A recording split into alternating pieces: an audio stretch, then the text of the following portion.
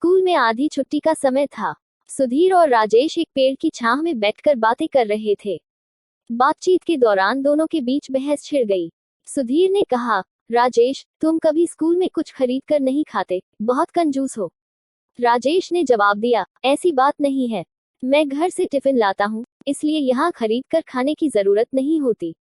सुधीर ने घमंड से कहा, मुझे घर से लाई हुई चीजें खाने में मजा नहीं आता। यहाँ दोस्तों के साथ चाट, पकौड़ियाँ, समोसे और जलेबियाँ खरीद कर खाने का अलग ही आनंद है। राजेश ने शांतिपूर्वक जवाब दिया, मुझे फिजूल खर्ची बिल्कुल पसंद नहीं।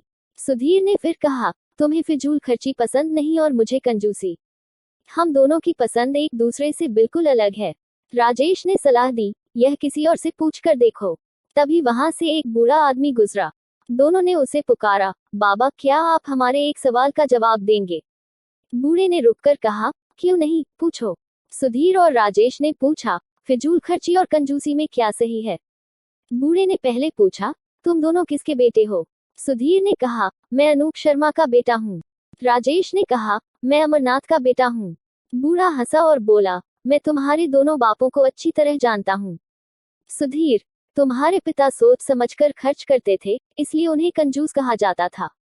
मगर उन्होंने अपने जीवन में जो अर्जित किया, उससे तुम्हारा परिवार आज भी सुखी और संपन्न है। सुधीर ने सिर हिलाते हुए सहमति जताई। बूढ़ा राजेश की ओर मुड़ा और बोला, राजेश, तुम्हारे पिता बहुत फिजूल खर्च थे। उन्होंने अपने जीवन में बहुत कमाया, पर उससे ज्यादा गंवाया। नतीजा यह हुआ कि उनके निधन के बाद तुम्हारे परिवार को आर्थिक कठिनाई का सामना करना पड़ा। राजेश ने स्वीकार किया, बिल्कुल सही। बूढ़े ने अंत में कहा, कंजूसी में थोड़ा कष्ट तो होता है, मगर उससे परिवार को सुख सुविधा मिलती है। वहीं फिजूल खर्ची से जीवन में तो आनंद आता है, पर परिवार को भविष्य में कठिनाई झेलनी पड़ती है। अब तुम खुद तय करो कि कौन सी राह सही है। सुधीर ने इस बात को समझ लिया और राजेश से कहा, तुम्हारी राह सही है। सोच समझकर खर्च करना कंजूसी नहीं, बल्कि अक्लमंदी है।